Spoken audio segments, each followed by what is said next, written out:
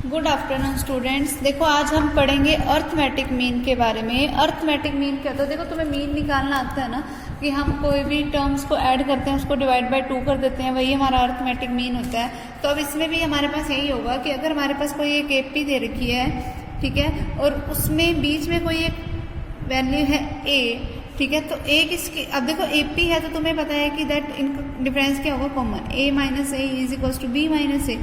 तो a उधर जाके प्लस हो जाएगा, तो क्या बनेगा, a plus A is equals to A plus B, यानी कि 2a किसके इक्वल आ गया, a प्लस बी के। तो a किसके इक्वल आया, a प्लस बी बाय 2। तो हमारे पास कोई भी हमारे पास जनरल टर्म हो a और b, जिससे हमारी एपी स्टार्ट हो रही है, जिसमें a हमारी फर्स्ट टर्म है, अगर हमारे पास b हमारी लास्ट टर्म है, तो a किसके इक्वल होगा, a प्लस बी बाय 2 के इक्वल होगा हमेशा, ठीक है।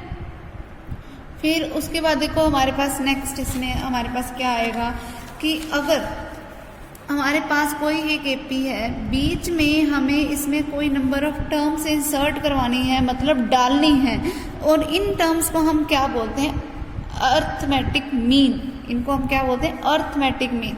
अब देखो ये हमने कोई इस तरीके से एपी बनाई है, तो देखो A1 की तो वैल्यू है A, A2 की वैल्यू क्या है, कैपिटल A1, जिसको मुझे निकालना होगा। और कैपिटल A1 अगर A2 के इक्वल है, तुम्हें पता है कि A2 का मतलब क्या होता है, A प्लस डी, यानी कि कैपिटल A1 की वैल्यू क्या है, A प्लस डी, ठीक है। फिर A3 की वैल्यू क्या है, A2।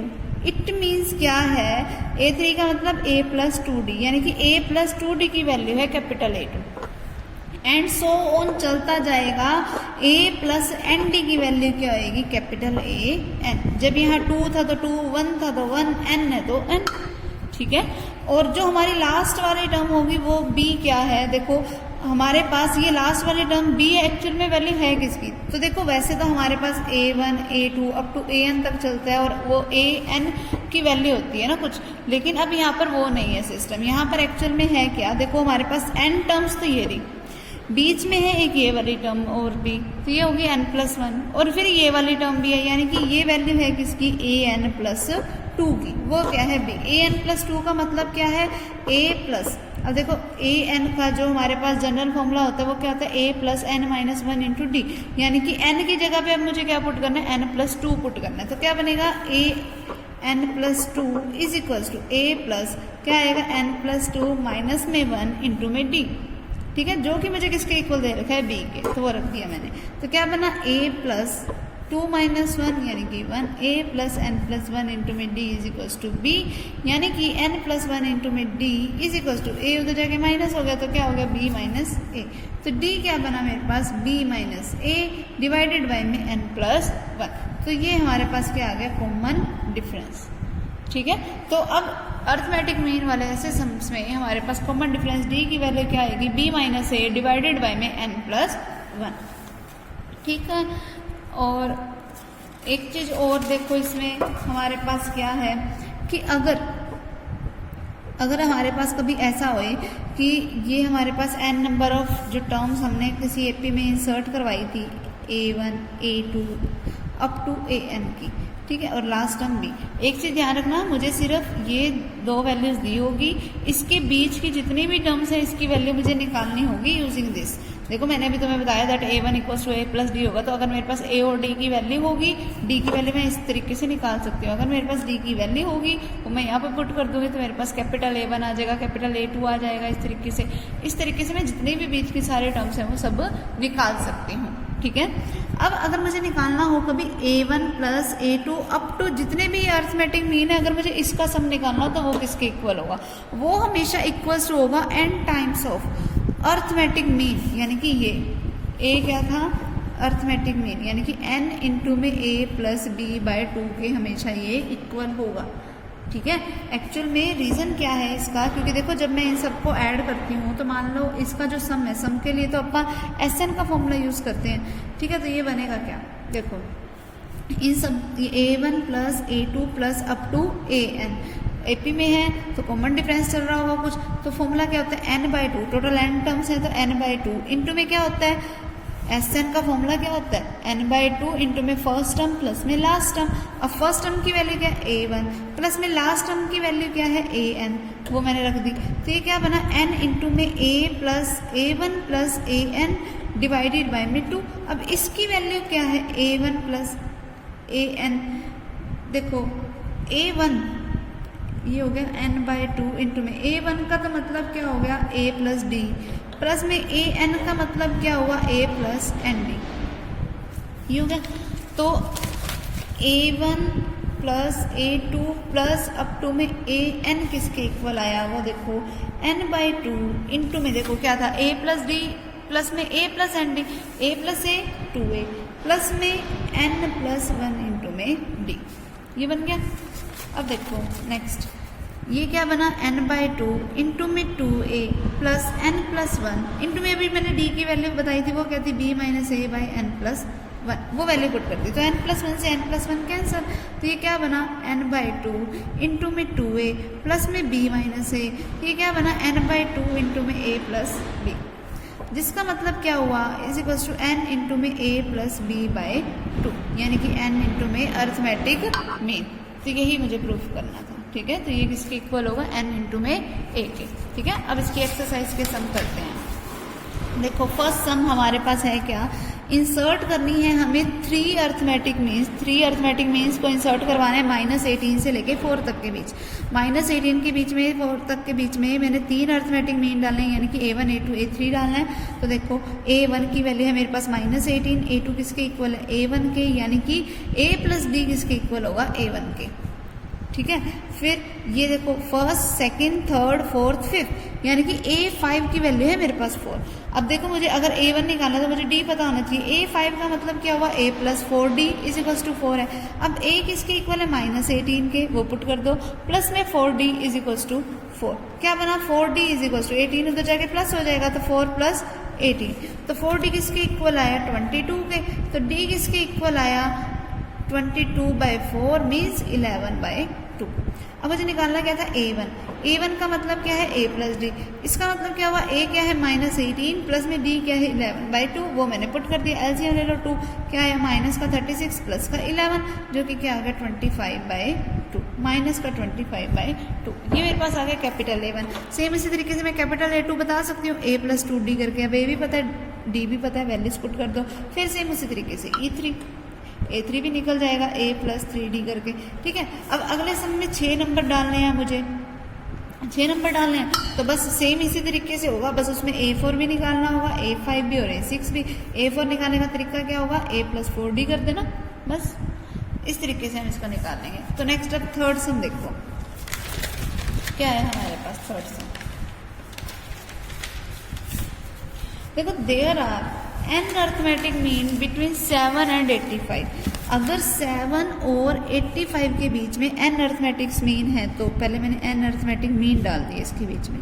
फिर मुझे बोला such that n-3th mean, n-3th term नहीं बोला, अगर टर्म बोला होता तो मैं an-3 लेती, लेकिन मुझे बोला n-3th मीन, यानी कि कैपिटल A ऑफ n-3 का रेशो nth मीन के साथ जो है ना वो 11/24 के इक्वल है।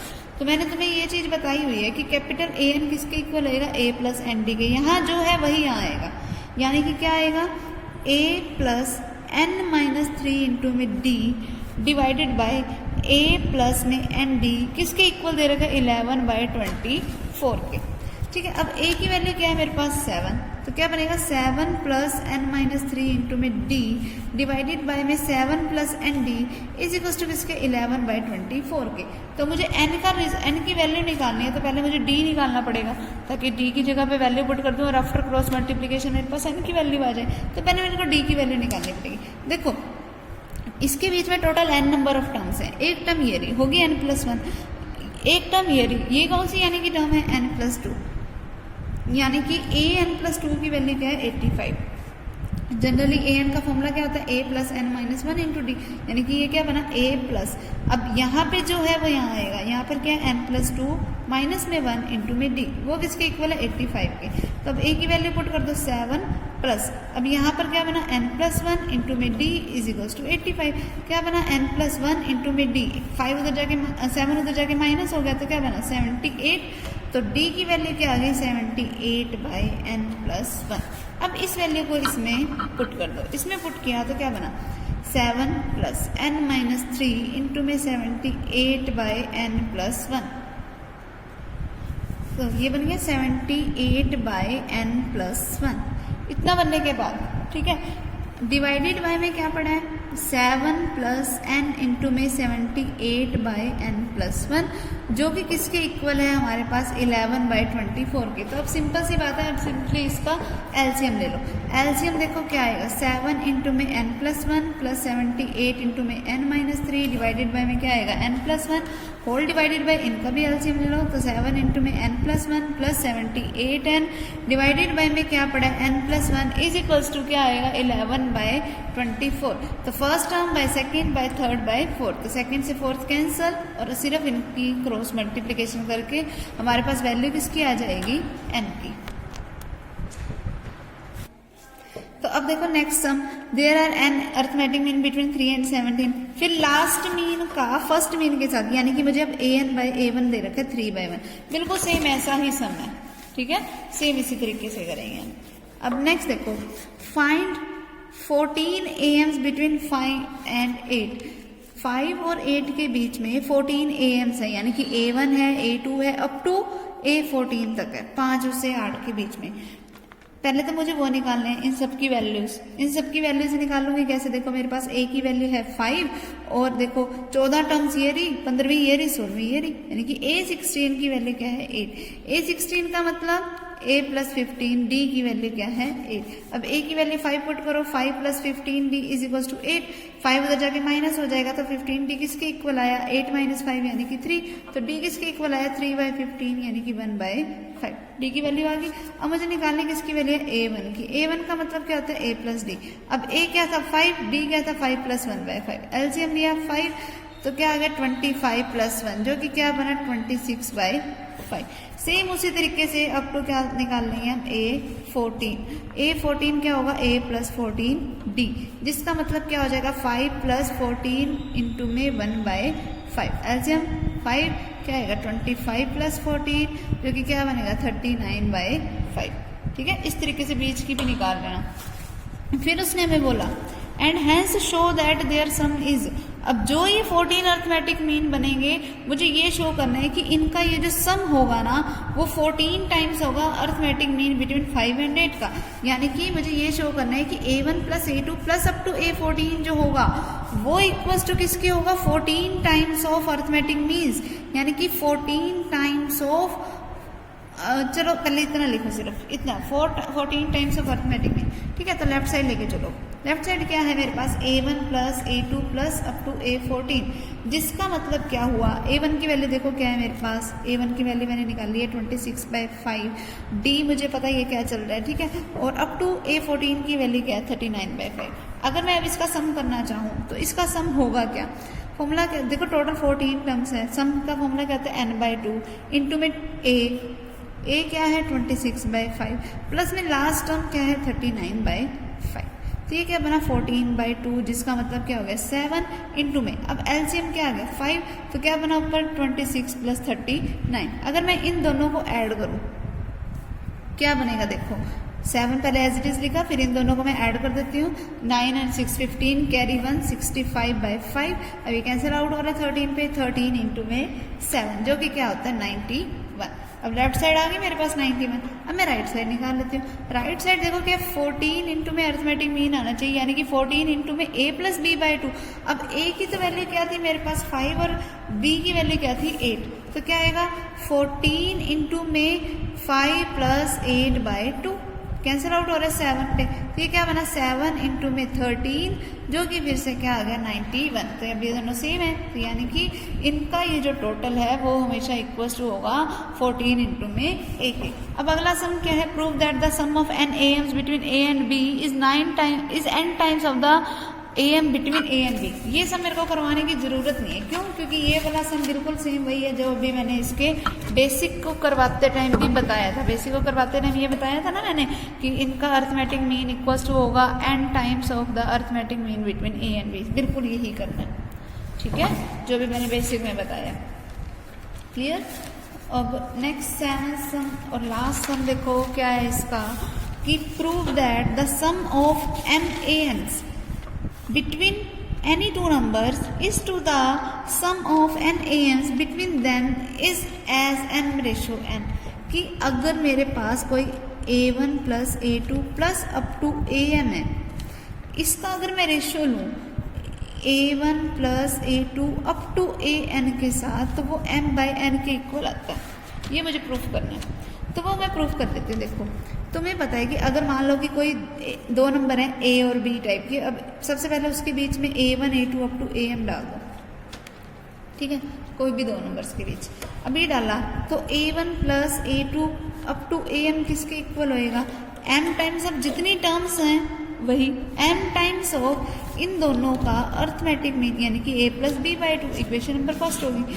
फिर सेम उसी तरीके से अगर मैं इसके बीच में m की बजाय n टर्म्स डाल देती, यानी कि a1 plus a2 plus up to an, फिर क्या हो जाता n times of a plus B by two, equation number second. अब मुझे इनको क्या करना है, आपस में डिवाइड करना है, यानी कि a1 plus a2 up to am divided by a1 plus a2 up to an किसके इक्वल आएगा, m times of a plus B by two, values put कर दो, डिवाइडेड बाई में क्या आएगा n times of a plus B by two. अब a plus B by two से a plus B by two cancel, जो कि किसके इक्वल आ गया m बाई n की।